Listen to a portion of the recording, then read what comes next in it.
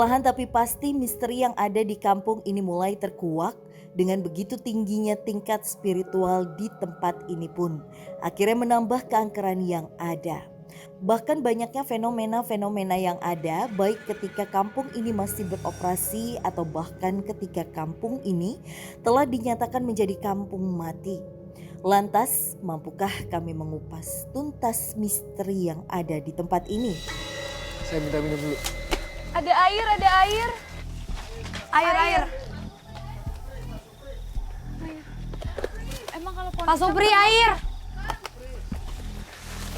Au.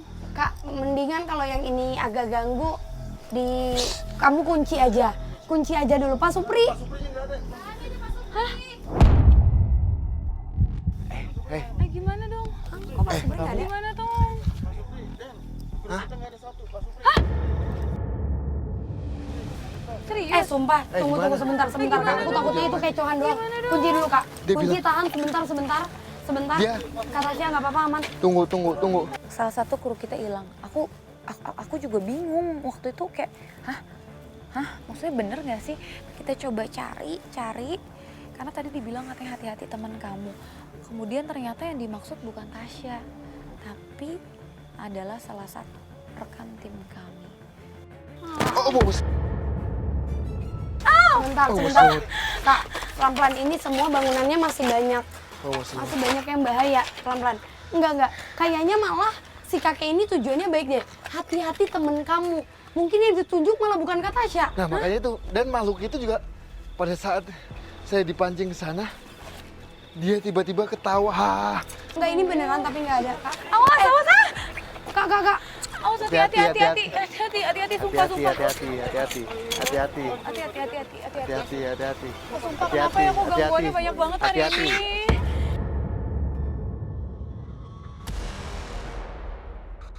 Kenapa? Hati-hati. Nggak apa-apa. Hati-hati. Enggak. Jadi mana-mana. Cepet. Gangguan semakin banyak diterima oleh kami baik dari salah satu tim yang menghilang dan belum berjumpa maupun gangguan-gangguan lain seperti beberapa tim yang terjatuh secara bersamaan. Dan Ananda pun mencoba untuk mencari di mana letak salah satu tim kami yang menghilang. Tongkatnya kakek kayak melayang. Tongkatnya kakek melayang. Sana. Sana, ayo. Duluan. Pelan-pelan. Seolah mendapat petunjuk, kami pun mencoba mencari di mana letak salah satu tim kami yang hilang. Auzubillahiminasyaitonirrajim. Bismillahirrahmanirrahim. Assalamualaikum ya Allah. Assalamualaikum. Kenapa, Pris? Itu Pak Supri itu. Pak Supri di dalam. Pak. Iya loh. Pak. Awas. Kananda. Pak. Kenapa itu? Awas. Kak Tasya, sebentar. Gak apa-apa, Kak. Auzubillah. Bismillah. Pak Supri. Pak. Assalamualaikum. Pak Supri. Kami pun mencoba menyelamatkan salah satu tim kami yang sudah ditemukan namun dengan kondisi yang hanya diam seolah mematung. Ayo bangun. Ayo nih, Pak Supri. Ayo bangun. Ngajak apa, Pak? Ya. Katanya Kayak dia ngajak ke hajatan atau undangan. Iya, betul. Sebentar, Kak. Tadi yang saya Pengantin ini bukan sih, saya Kak? sempat sampaikan ke Tasya dan Visi bahwa makhluk-makhluk yang ada di sini itu suka mengambil atau mengajak manusia ke alam media. Sebentar. Jangan ada yang kosong dulu. Iya. Tim Karena jangan ini- ada bengong ya. Ini menurut aku ini agak rancu ya takutnya. Takutnya lagi-lagi mereka memainkan tipu dayanya untuk mencelakai. Tim jangan ada yang kosong, Ayo kita jangan ada yang bengong. matikan lampunya dulu.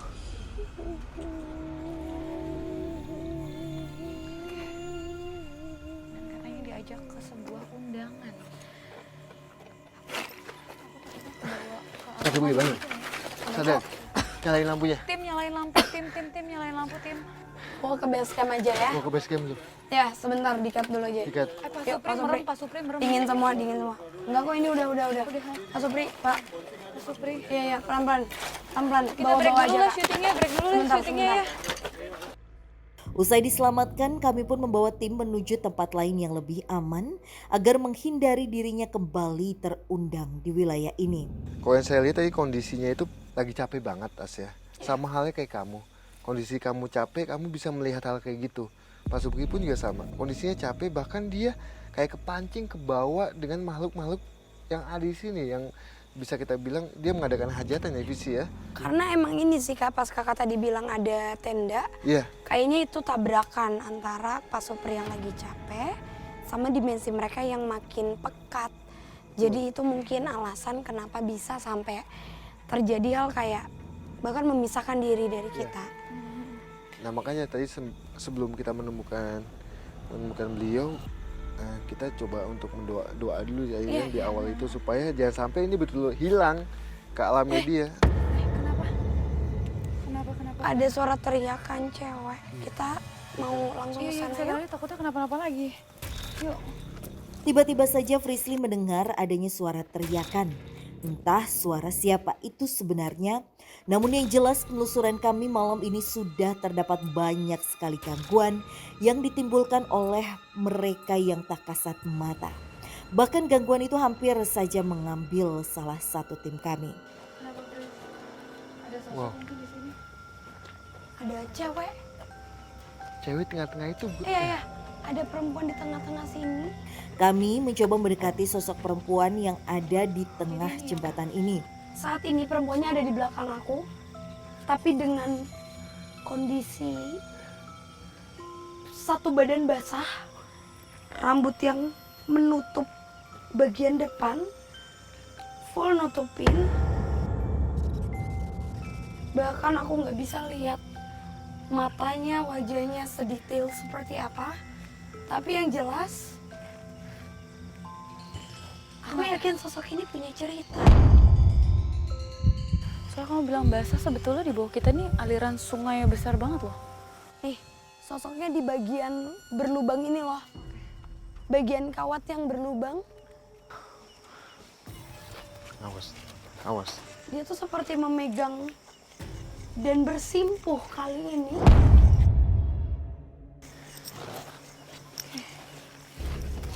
Ya bersimpuh di sini. Tapi kenapa? Ini nih. Kenapa di tempat ini? Apa mungkin tempat ini punya sejarah buat dia, Fris? Melompat. Kenapa? Sosok ini mengakhiri dirinya di sini dengan cara melompat. Oh, Kenapa, Fris? ini bawah itu kan batu semua ya. Oke. Oh iya bener. Udah pasti sih kalau lompat dari setinggi ini. Oke. Tapi kenapa dia tetap berada di tempat ini, Fris? Dia sering banget ngeganggu, mewujudkan sosok perempuan yang duduk di pinggiran sambil seperti memainkan kakinya.